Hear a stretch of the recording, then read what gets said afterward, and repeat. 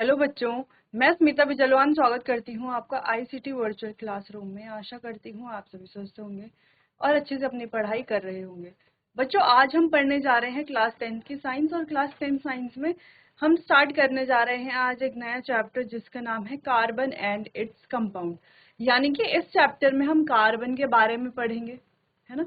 और जैसे जैसे आप हायर क्लासेस में जाएंगे, यानी कि क्लास 11th और क्लास 12th में, आप देखेंगे जो कार्बन है ये और हाइड्रोजन मिलकर के जो हाइड्रोकार्बन्स बनाते हैं, उनसे पूरी बच्चों ऑर्गेनिक केमिस्ट्री, जो केमिस्ट्री की ही एक ब्रांच है, 3-4 ब्रांचें हैं केमिस्ट्री की हमारे पास, तो उनमें से जो एक ब्रांच है ऑर्गेनिक केमिस्ट्री, तो वो हम जो कार्बन है, हाइड्रोजन है कंटेनिंग जो कंपाउंड है, उनसे हम पढ़ेंगे। चलिए, ये बात तो हुई हायर क्लासेस की। अभी बात करते हैं कार्बन की। तो इस चैप्टर में बच्चों हम कार्बन के बारे में पढ़ने वाले हैं, और कार्बन से जो जो कंपाउंड्स बनते हैं उनके बारे में हम पढ़ने वाले हैं। कार्बन के एलोट्रॉप्स क्या है, कार्बन क्यों इतने सारे कंपाउंड्स बनाता है, सिर्फ हम कार्बन के बारे में ही क्यों पढ़ रहे हैं, क्यों हम जो है एल्यूमिनियम के बारे में नहीं पढ़ रहे, या हम क्लोरीन के बारे में नहीं पढ़ रहे, या फ्लोरीन के बारे में क्यों नहीं पढ़ रहे। और भी तो हमारे पास एलिमेंट्स है अलग अलग, है ना। 118 हमारे पास एलिमेंट्स है, उनमें से हम सिर्फ कार्बन को इतना जो है प्रायोरिटी क्यों दे रहे हैं, सिर्फ कार्बन के बारे में और कार्बन के ही कंपाउंड के बारे में क्यों पढ़ रहे हैं। क्योंकि बच्चों, कार्बन कुछ ऐसी प्रॉपर्टी शो करता है जिस वजह से इसके बहुत सारे कंपाउंड्स बनते हैं। ठीक है, तो उन कंपाउंड्स को हम किसी चैप्टर के साथ तो स्टडी नहीं कर सकते, इसलिए हम अलग से इस चैप्टर को स्टडी करते हैं। ठीक है, चलिए स्टार्ट करते हैं चैप्टर को। सबसे पहले कार्बन की अकरेंस कहाँ से हुई, कहाँ से आया है कार्बन। चलिए, कहाँ हमें मिलता है carbon. Carbon is found in the atmosphere. देखो, ये हमारे एटमॉस्फेयर में हमें मिलता है, यानी कि जो हमारा वायुमंडल है, inside the earth crust, earth crust के अंदर, and in all living organism. और ऑल लिविंग ऑर्गेनिज्म का मतलब है आप, हम, प्लांट्स, एनिमल्स, इन सभी में कार्बन पाया जाता है। And in all living organism. अच्छा, इसके अलावा और कहाँ कहाँ कार्बन मौजूद होता है। देखो, हमने जो हमारी प्रीवियस क्लासेस हैं, जो जूनियर क्लासेस, जैसे कि क्लास 7th है, क्लास 8th है, क्लास 9th है, वहां पर हमने क्या पढ़ा है कार्बन के बारे में, है ना, कि कार्बन से क्या क्या बना है। कोल बना है, चारकोल बना है, कोक बना है, ठीक है, कोल गैस बनी है। ये सभी किससे बने हुए हैं, कार्बन से ही तो मिलकर के बने हैं। चलिए, तो कार्बन इज प्रेजेंट इन, कहाँ और कहाँ उपस्थित होता है, ये फ्यूल्स में, यानी कि जो हमारे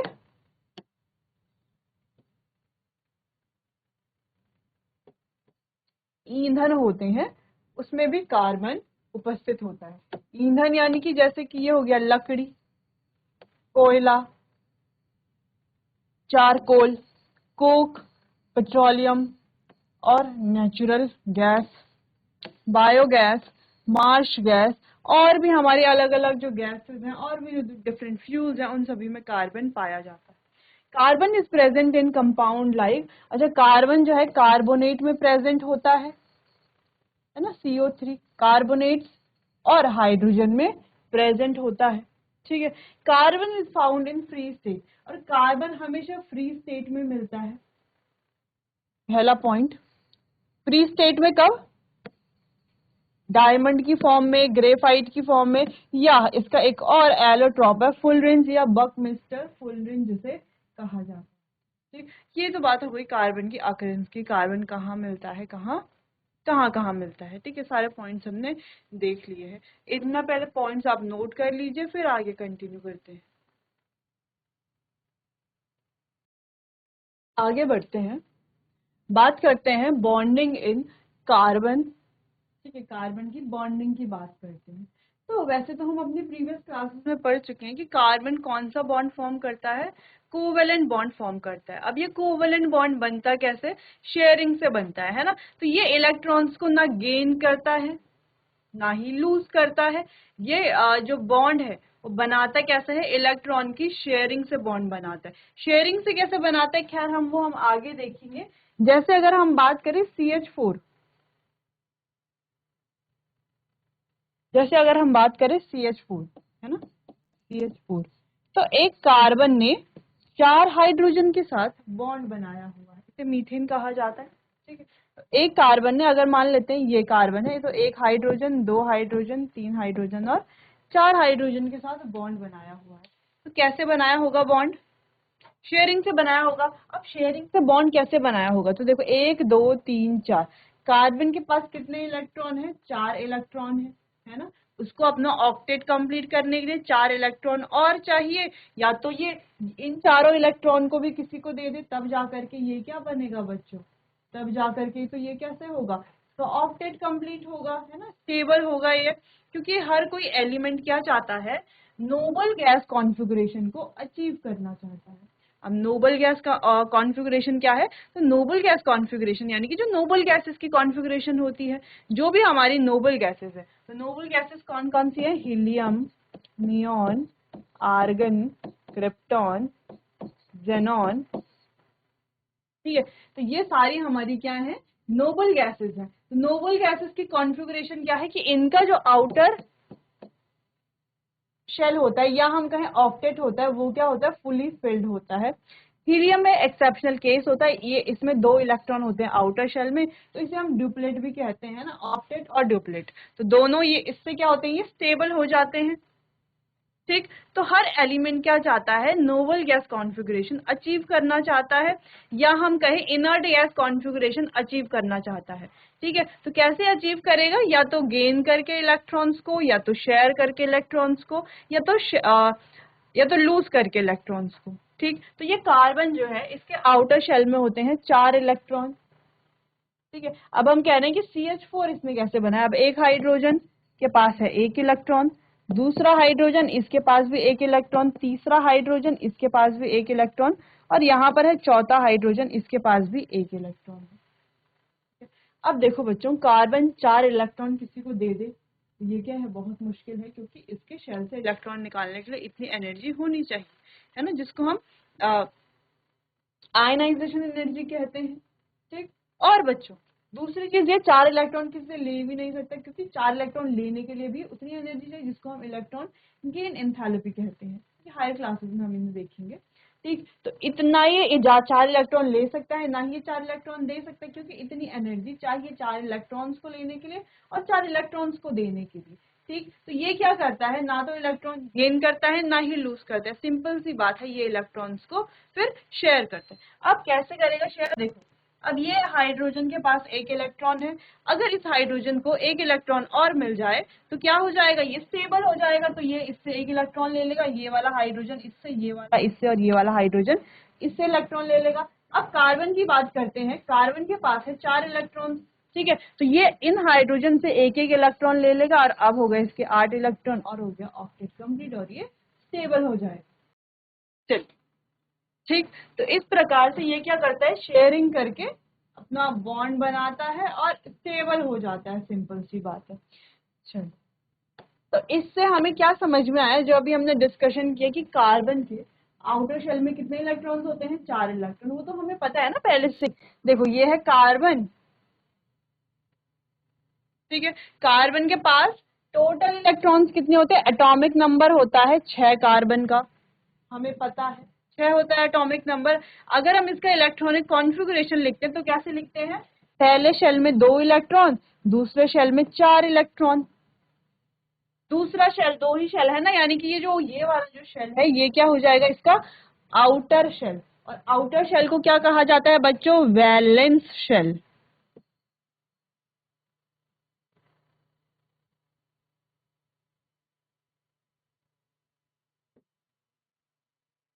क्या कहा जाता है? Valence shell.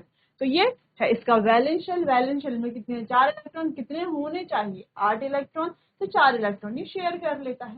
सिंपल सी बात है। इस वजह से अब 4 इलेक्ट्रॉन है इसके आउटर शेल में, यानी कि 4 बॉन्ड ये बना सकता है। क्या बनाएगा? 4 कोवेलेंट बॉन्ड ये बना सकते हैं, यानी कि ये 4 और मॉलिक्यूल, मतलब 4 कोई और एलिमेंट है उनसे कनेक्ट कर सकते हैं, यानी कि एक बड़ा कंपाउंड ये बनाता है। ठीक है, चलो उसको देखते हैं। पहले यहाँ से कोवेलेंट बॉन्ड के बारे में थोड़ा सा पढ़ लेते हैं। अच्छा, कोवेलेंट बॉन्ड अब आप समझ गए होंगे, जो बॉन्ड शेयरिंग से फॉर्म होता है, ठीक है। क्या इसके अलावा और भी बॉन्ड होते हैं? और भी बॉन्ड होते हैं अलग अलग तरह के, उनको हम आगे पढ़ेंगे। दूसरी चीज, एक आयनिक बॉन्ड भी होता है, ठीक है। तो जो आयनिक बॉन्ड के शेयरिंग से नहीं बनता, आयनिक बॉन्ड बच्चों आयन से बनता है, ठीक है। जैसे हमने पढ़ा था कि Na पॉजिटिव और Cl negative, positive negative attract करते हैं, तो वहां पर कोई हम कह सकते हैं पर्टिकुलर बॉन्ड नहीं होता, उनके बीच में इलेक्ट्रोस्टैटिक फोर्स ऑफ अट्रैक्शन होती है, जो कि क्या है, एक बहुत ज्यादा अट्रैक्टिव फोर्स है, जो दोनों को क्या करके रखती है, जोड़ के रखती है।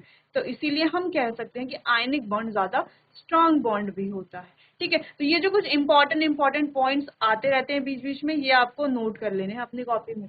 चलिए, the atomic number of carbon is, देखो कार्बन का एटॉमिक नंबर है 6, तो इसका मतलब है इसकी इलेक्ट्रॉनिक कॉन्फ़िगरेशन क्या होगी, 2,4। पहला शेल यानी कि के शेल में होंगे 2 इलेक्ट्रॉन, एल में होंगे 4 इलेक्ट्रॉन। अगर और इलेक्ट्रॉन होते, इसका एटॉमिक नंबर कुछ और ज्यादा होता, तो आगे आगे शेल्स में हम इलेक्ट्रॉन फिल करते रहते, ठीक है। चलिए, यानी कि इसके पास है 4 वैलेंस इलेक्ट्रॉन, सिंपल, जो कि हमने देख लिया। It can attain stability by gaining 4 electron और लूजिंग 4 इलेक्ट्रॉन और शेयरिंग 4 इलेक्ट्रॉन एटम। तो ये स्टेबल कैसे हो सकता है? स्टेबल होने का मतलब है इनर्ट गैस कॉन्फ़िगरेशन, या हम कहें नोबल गैस कॉन्फ़िगरेशन को अटेन करना या अचीव करना। तो कैसे होंगे स्टेबल? या 4 इलेक्ट्रॉन दे दे किसी को, लूज कर दे 4 इलेक्ट्रॉन, या 4 इलेक्ट्रॉन ले ले किसी से, यानी कि गेन कर ले 4 इलेक्ट्रॉन, या 4 इलेक्ट्रॉन शेयर कर ले किसी से, है, या तो लूज या तो गेन या तो शेयर से ये बना सकते हैं बॉन्ड, ठीक। It does not gain 4 electron, क्योंकि देखो बच्चों, ये 4 इलेक्ट्रॉन गेन नहीं कर सकते, क्योंकि it is difficult for the 6 proton to hold 10 electron, क्योंकि 6, अब इसके पास प्रोटॉन की बात करो, अगर ये है हमारा कार्बन, ये है इसका पहला शेल, और ये है इसका दूसरा शेल, और ये है इसका न्यूक्लियस, जहां पे रहते हैं न्यूट्रॉन्स प्लस प्रोटॉन्स। अगर बात करें तो यहाँ पर 6 प्रोटॉन होंगे, है ना। 6 इलेक्ट्रॉन कैसे होंगे, 2 इलेक्ट्रॉन यहाँ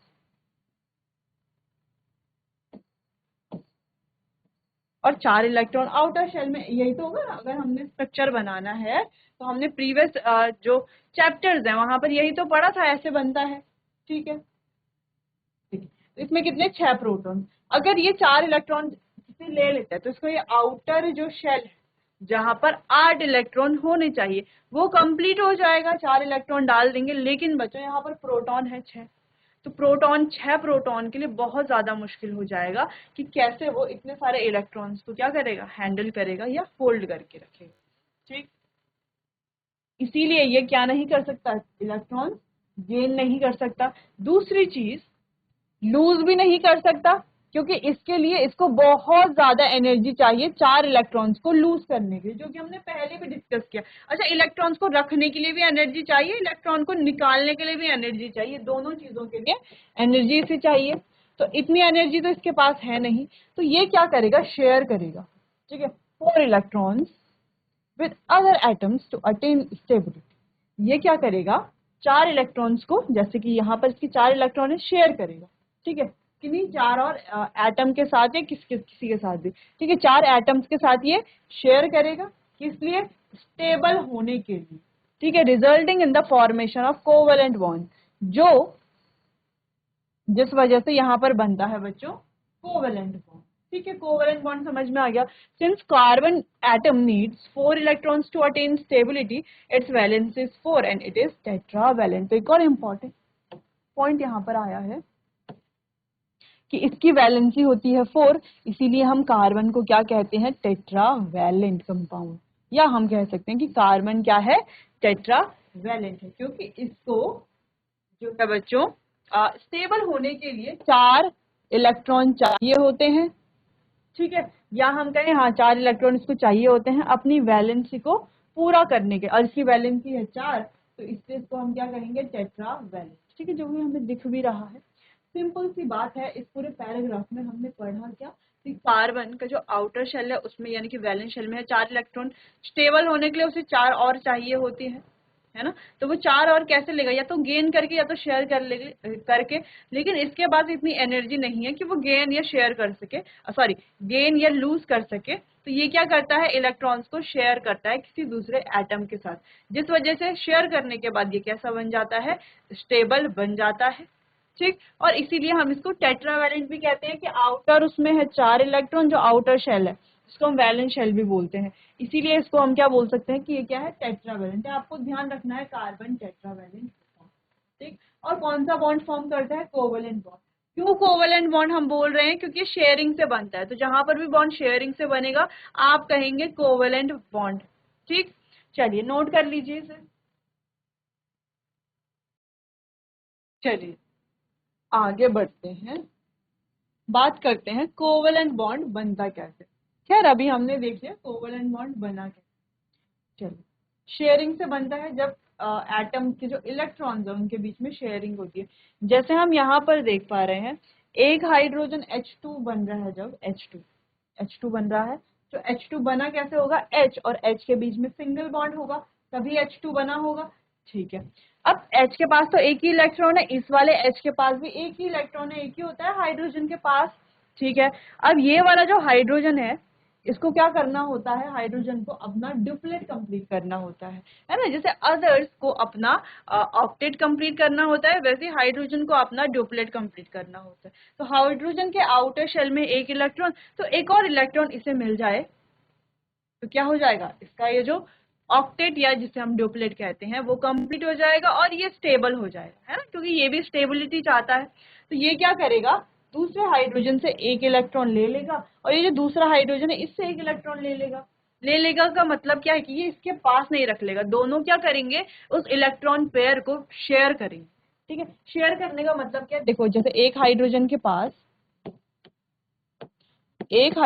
पास एक इलेक्ट्रॉन है और इस वाले हाइड्रोजन के पास भी एक इलेक्ट्रॉन है। ठीक है, तो इस वाले हाइड्रोजन ने क्या किया, इसके इलेक्ट्रॉन ले लिया और इस वाले हाइड्रोजन ने भी इसका इलेक्ट्रॉन ले लिया, जिस वजह से यहाँ पर ये वाला हाइड्रोजन, ये दोनों हाइड्रोजन के बीच में क्या बन गया है, एक बॉन्ड बन गया है। ठीक है, बॉन्ड बन गया। बॉन्ड का मतलब क्या है बच्चों, एक सिंगल बॉन्ड का मतलब क्या है कि एक इलेक्ट्रॉन पेयर यहाँ, एक इलेक्ट्रॉन यहाँ पर है, एक इलेक्ट्रॉन यहाँ पर है, टोटल कितने इलेक्ट्रॉन है, 2 इलेक्ट्रॉन है। और कितने इलेक्ट्रॉन थे, यहाँ पर 2 ही इलेक्ट्रॉन थे, ना तो इलेक्ट्रॉन की संख्या बढ़ी है ना घटी है ना। ऐसा नहीं हुआ कि एक के ऊपर पॉजिटिव चार्ज आ जाए या एक के ऊपर नेगेटिव चार्ज आ जाए, ऐसा भी यहाँ पर नहीं होगा। ये क्या करेंगे, अब इसके बीच में बॉन्ड बन गया। बॉन्ड का मतलब क्या है, इस बॉन्ड में 2 इलेक्ट्रॉन है जिसको ये दोनों हाइड्रोजन क्या कर रहे हैं, शेयर कर रहे हैं। अगर कोई एलिमेंट ऐसा है जहां पर डबल बॉन्ड है, तो यानी कि वहां पर क्या है, 2 इलेक्ट्रॉन्स की पेयर है, 2 यहाँ पर 2 यहाँ पर, तो यानी कि 4 इलेक्ट्रॉन कोई 2 एलिमेंट आपस में शेयर कर रहे हैं, जिनके बीच में भी डबल बॉन्ड बनेगा। जैसे हम ऑक्सीजन की बात करें तो इसके बीच में डबल बॉन्ड बनेगा, अगर हम नाइट्रोजन की बात करें तो इसके बीच में ट्रिपल बॉन्ड बनता है। यानी कि टोटल अगर हम शेयरिंग की बात करें तो इनके बीच में है 6 इलेक्ट्रॉन, 6 इलेक्ट्रॉन की क्या हो रही है, शेयरिंग हो रही है। तो बॉन्ड का मतलब क्या है, अब आप बॉन्ड को एक लाइन की तरह नहीं देखोगे, बॉन्ड को किसकी तरह देखोगे, 2 इलेक्ट्रॉन, यानी कि 2 इलेक्ट्रॉन है ऐसे उनको जोड़ दिया गया है, या हम कह रहे हैं कि वो 2 जो इधर वाले जो ये जो है ना दोनों हाइड्रोजन, ये क्या कर रहे हैं, शेयर कर रहे हैं। ठीक है, तो बॉन्ड का मतलब क्या है, 2 इलेक्ट्रॉन। ठीक, अब आप ध्यान रखेंगे इस बात को। चलिए, covalent bond is chemical bond formed by sharing of electron. अब कोवेलेंट बॉन्ड कैसे बनता है, शेयरिंग से बनता है, इलेक्ट्रॉन की शेयरिंग से। ठीक, शेयरिंग ऑफ इलेक्ट्रॉन्स एटम के ही बीच में। ठीक है, the sharing at one pair of electron resulting in the formation of single covalent bond. देखो बच्चों, तो यहाँ पर अगर हम बात करें कोवेलेंट बॉन्ड की, तो ये सिंगल हो सकता है, डबल हो सकता है, ट्रिपल भी हो सकता है। ठीक है, जैसे हमने बात की थी कि अगर H2 के बीच में हम देख रहे हैं तो एक ही बॉन्ड क्या कर रहे हैं, शेयर कर रहे हैं, यानी कि सिंगल बॉन्ड है। अगर हम ऑक्सीजन के बीच में देखें O2 की बात करें तो वहां पर दो बॉन्ड, यानी कि हम कह सकते हैं 2 इलेक्ट्रॉन की पेयर को शेयर करते हैं। यहाँ पर देखो एक इलेक्ट्रॉन का पेयर है, एक पेयर, यानी कि जैसे हम कहते हैं ना एक सॉक्स का पेयर या एक शूज का पेयर। शूज का पेयर का मतलब क्या है, 2 जूते, है ना, 2 जूते या 3 जूते, 2 जूते होते हैं पेयर का मतलब। या सॉक्स की बात करें कि एक सॉक्स का पेयर है, तो एक सॉक्स के पेयर का मतलब है 2 सॉक्स उसमें। ठीक, अगर हम कहें एक इयररिंग्स का पेयर है, एक इयररिंग्स का पेयर मतलब एक कान का थोड़ी ना मिलेगा, कैसे होगा, डबल होगा, है ना, दो होंगे। ठीक, तो वैसे ही अगर हम कहें एक इलेक्ट्रॉन पेयर यानी कि दो इलेक्ट्रॉन। चलिए, तो जो कुछ एलिमेंट ऐसे होंगे, कुछ एटम्स ऐसे होंगे जो सिंगल बॉन्ड यानी कि सिंगल पेयर को शेयर कर रहे होंगे, तो वहां पर सिंगल बॉन्ड आएगा। कोई ऐसे होंगे जो दो पेयर को शेयर कर रहे होंगे, दो पेयर को शेयर करना यानी कि 4 इलेक्ट्रॉन को शेयर कर रहे होंगे। कुछ ऐसे होंगे जो 3 पेयर को शेयर कर रहे होंगे यानी कि 6 इलेक्ट्रॉन को शेयर कर रहे होंगे। तो जो सिंगल पेयर को शेयर कर रहे होंगे वो सिंगल बॉन्ड बनाएंगे, जो दो पेयर को शेयर कर रहे होंगे वो डबल बॉन्ड बनाएंगे, और जो 3 पेयर को शेयर कर रहे होंगे यानी कि 6 इलेक्ट्रॉन को वो बनाएंगे ट्रिपल बॉन्ड। तो कोवेलेंट बॉन्ड सिंगल, डबल और ट्रिपल। ठीक, चलो यही लिखा गया कि शेयरिंग ऑफ, जब दो पेयर की शेयरिंग होगी तो results in the formation of double bond. अगर वन पेयर की शेयरिंग होगी तो सिंगल कोवेलेंट बॉन्ड बनेगा, और अगर 3 पेयर की शेयरिंग होगी तो formation in the triple covalent bond. जैसे कि हमने बात भी की, जैसे अगर हम हाइड्रोजन हाइड्रोजन के बीच में देखो सिंगल बॉन्ड, अगर ऑक्सीजन के बीच में देखो डबल बॉन्ड, नाइट्रोजन के बीच में देखो ट्रिपल बॉन्ड। ठीक है, तो कंफ्यूजन नहीं होना है। ठीक है, डबल बॉन्ड कैसे आया, सिंगल बॉन्ड कैसे है, इसको आगे हम डिस्कस करेंगे। चलिए नोट कर लीजिए इसे। चलिए बच्चों, आज के लिए बस इतना ही, बाकी कार्बन के बारे में डिस्कस करेंगे हम अपने आने वाले अगले सेशन में। तब तक के लिए आपका बहुत बहुत धन्यवाद।